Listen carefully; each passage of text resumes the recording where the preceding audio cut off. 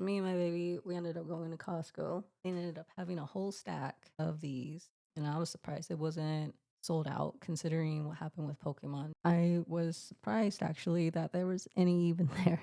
So I ended up picking up 3 boxes, and I'm a collector. I have a bad habit collecting things, and I haven't seen Magic the Gathering since I was younger.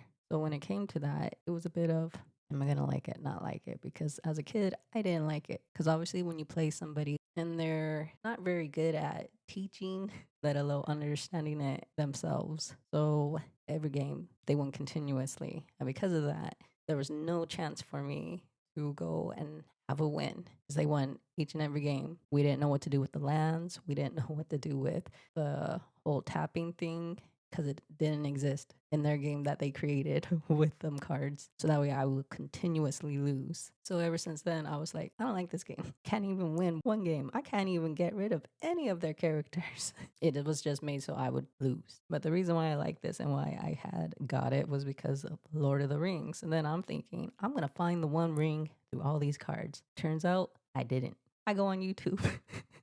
And then I see it's already been found. That blew up my hopes a little bit searching for it, but I still have fun going through the cards, seeing the artwork, and enjoying it because, come on, it's Lord of the Rings. I obviously love the live action film. I like the cartoon ones, even though when I was a kid and seen them, I was a bit, you like it, but it's a love and hate relationship.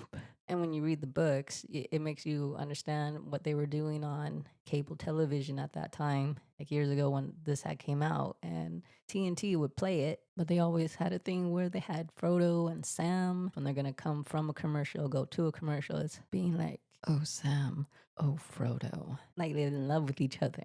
They're not just bros, they're loving bros. So I always found that funny. I never understood because the movies and the books totally different from each other till you read the books. Then you kind of understand it. And the nice thing about this deck is they end up showing the one ring, like overpowering you as the player, how much control it has over you and the effect that it's going to have on the gameplay because of it, which is different from how I had grew up with this game, which is why I had never wanted to see it again. But now, obviously seeing it wasn't played right and that it was made for me to lose, which I said multiple times already. There's an app, Dragon Shield. They ended up coming up with a thing for, I think, Yu-Gi-Oh, Pokemon, and Magic the Gathering. So I ended up looking into the app, downloaded it because I was looking for something to scan my cards. So that's how I ended up finding it.